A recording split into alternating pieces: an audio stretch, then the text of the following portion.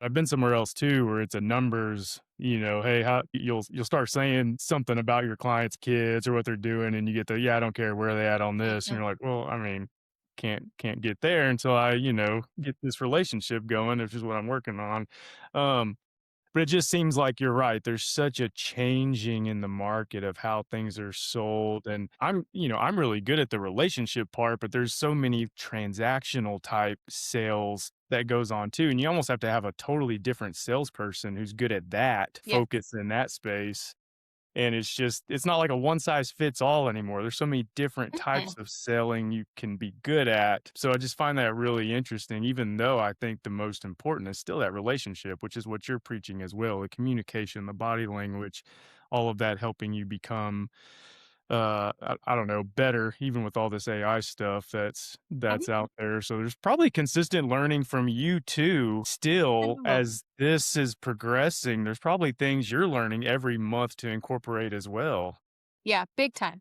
We look at I'm a big believer of the stats within the sales community. So sales as a whole, we're constantly looking at Gartner stats, all of the CRMs hold stats, which is fabulous. So the Salesforce stats year over year, the HubSpot stats year over year, to really combine and say, okay, what is working, what's not working, and really taking that down and constructing it into conversation for connection. That's something that we definitely don't talk about enough in corporate as a whole or in sales is how do we communicate our intent for the impact.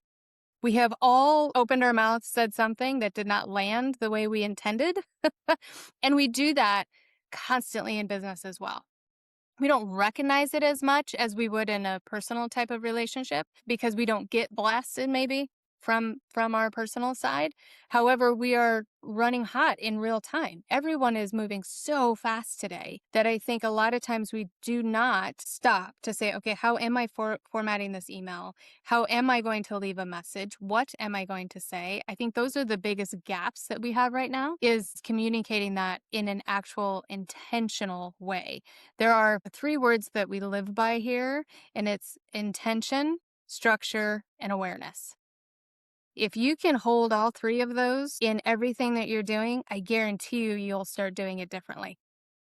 What is the intention behind this email? Is there structure to this? Or is it all over the place in a big paragraph that they're not going to read? What is my awareness on their response or where they're at with this? Am I recognizing them? Am I talking about them? Or is it all I focused? So those are the things that we pull apart once we have those three. We pull it apart to say, here's the way that you can put this into play in real time.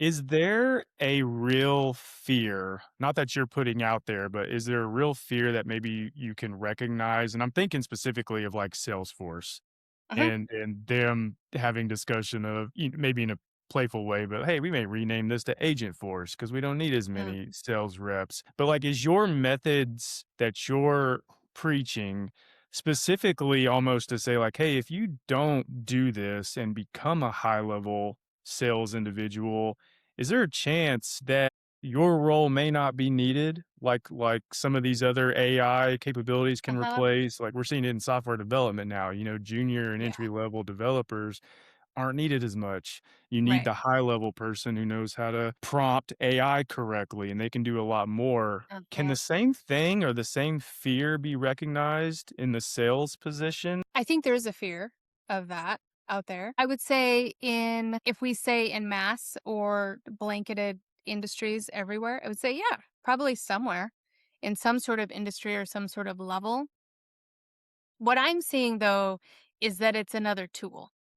So, like a CRM, like anything else that we're using, email, our phones, presentation decks, it is another tool for us. The idea there, however, is to still figure out the connection and the communication piece. We use AI all the time over here. I use it every single day to draft emails, and then I go back in and reframe it a bit to make sure that I am one, still focused on them as the client.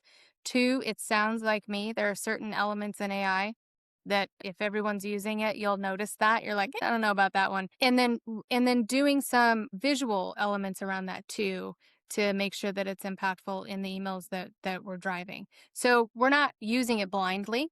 I think that's the biggest difference. Is that we cannot use it blindly. The other thing that we're doing is that we have it embedded with a lot of our coaching and training. So you'll do a company corporate training with us, and then we offer in real time AI role play on the back end. And we partner with a company that is phenomenal because they don't just do the talk track. You are getting recorded. So it's what is your visual? What's happening with your face right now? Are your hands being seen? All the things that happen in real time when you're having a communication with someone, and then it gives you that feedback and prompts to do it again. So and then we can program on the AI side what we're wanting to see in there too, which is fabulous. So there's some really great upsides to it. I think it's how you work it, how you embed it into your systems, and to make sure it's intentional. Yeah. So yeah. Love that. Love that. Because I think your best sales folks, they they want to implement it and they wanna do it, and you have Yeah. to. You can't not use it at this point. Yeah. But I think it goes back to, like, the consistently wanting to get better and consistently educate yourself and learn new things and work with someone like you who can provide extra coaching and examples and tools to use to better your craft. Because I guess that's kinda more the point I was kinda getting at is if you don't do that now in Mhm. any profession really, that seems to be the ones who could be fearful of not 100%. advancing, and sales is very similar. 100%.